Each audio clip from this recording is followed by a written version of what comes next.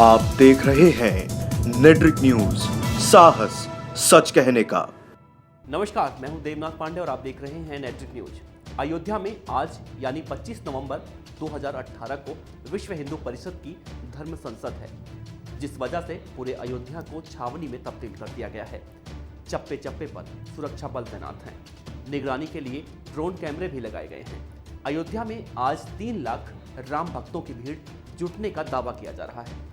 सुरक्षा व्यवस्था के लिहाज से अयोध्या में एक अपर पुलिस महानिदेशक, एक पुलिस उप महानिरीक्षक, 3 वरिष्ठ पुलिस अधीक्षक, 10 अपर पुलिस अधीक्षक, 21 पुलिस उपाधीक्षक, 160 inspector, 700 constable, 42 company PAC, 5 company RAF, ATS commando और ड्रोन भी तैनात किए गए हैं। कुल मिलाजुलाकर कहें तो अयोध्या में पुलिस और जिला प्रशासन ने सुरक्षा के पर्याप्त इंतजाम किए हैं। शनिवार को अयोध्या में शिवसेना का कार्यक्रम हुआ, जिसमें शिवसेना प्रमुख उद्धव ठाकरे ने अयोध्या में सभा को संबोधित करते हुए कहा कि वो सोए हुए कुंभकर्ण को जगाने आए हैं। सबको मिलकर राम मंदिर बनाना है। शिवसेना ने केंद्र सरकार पर राम मंदिर को लेकर राजनीति करने का आरोप लगाया और कहा कि राम मंदिर बनाने के लिए हिम्मत चाहिए। मतलब साफ है कि अब शिवसेना अयोध्या में राम मंदिर बनाएगी। विश्व हिंदू परिषद की आयोजित धर्म संसद और शिवसेना के कार्यक्रम के मद्देनजर रामनगरी अयोध्या में सख्त पहरेदारी है।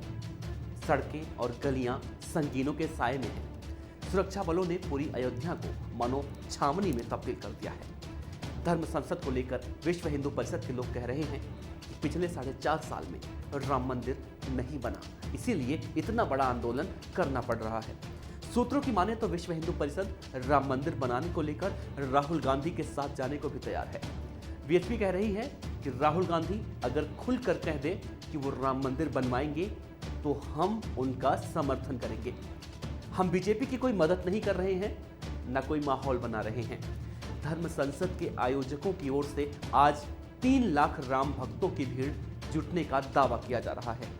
धर्म संसद के मद्देनजर 13 जगहों पर पार्किंग की भी व्यवस्था की गई है। योगी सरकार ने शिवसेना को रैली करने की इजाजत नहीं दी है। अयोध्या में इस समय डर का ऐसा माहौल बना हुआ है कि मुस्लिम घरों में सिर्फ मर्द ही बचे हैं। औरतों और बच्चों को डर की वजह से बाहर भेज दिया गया है। ये सभी अयोध्या के हिंदुओं से नहीं, बल्कि बाहर से बुलाई गई भीड़ से डरे हुए हैं। यूपी के पूर्व मुख्यमंत्री अखिलेश यादव इन हालात को अयोध्या के लिए खतरनाक बता रहे हैं। उनकी मांग है कि अयोध्या में फौज बुलाई जाए। अखिलेश की इस मांग को योगी सरकार में मंत्री ओम प्रकाश राजभर ने अपना समर्थन दिया है। यूपी के योगी सरकार में कैबिनेट मंत्री ओपी राजभर ने साफ साफ कहा है कि अखिलेश यादव के बयान का मैं स्वागत करता हूं। अयोध्या में धारा 144 लगा दी गई है, फिर भी प्रशासन वहां लोगों को जमा होने दे रहा है। इसका मतलब है कि वो नाकाम हो चुका है। सेना को अयोध्या में तुरंत लगाना चाहिए। तो ये हो रहा है अयोध्या में। पूरा अयोध्या डर के साए में जी रहा है। लेकिन हम अब आपको वो बताएंगे कि आखिर अचानक सभी पार्टियों को अयोध्या क्यों याद आने लगा। क्यों संत समाज, क्या बीजेपी, क्या शिवसेना, इतने लोग अचानक अयोध्या कूच क्यों करने लगे। अभी देश के 5 राज्यों में चुनाव है और अगले साल 2019 के लोकसभा चुनाव से पहले अयोध्या में राम मंदिर का निर्माण का मुद्दा क्यों गरमाया हुआ है। क्या बीजेपी इन चुनावों में हिंदुत्व के सहारे है? क्योंकि जिस तरह से राम मंदिर को लेकर संग्राम चल रहा है, उसे देखकर तो यही लगता है। लेकिन पर्दे के पीछे क्या कुछ कहानी चल रही है, ये हम आपको बताते हैं। दरअसल शिवसेना को अब इस बात का अंदाजा हो चुका है कि महाराष्ट्र में अब बीजेपी उससे नंबर 2 पार्टी बनकर नहीं रहने वाली। इसीलिए अब शिवसेना अयोध्या में राम मंदिर के सहारे महाराष्ट्र के बाहर निकलने की तैयारी कर रही है। पार्टी को इस बात का पूरा अंदाजा हो गया है। अब बीजेपी महाराष्ट्र से पीछे नहीं हटने वाली।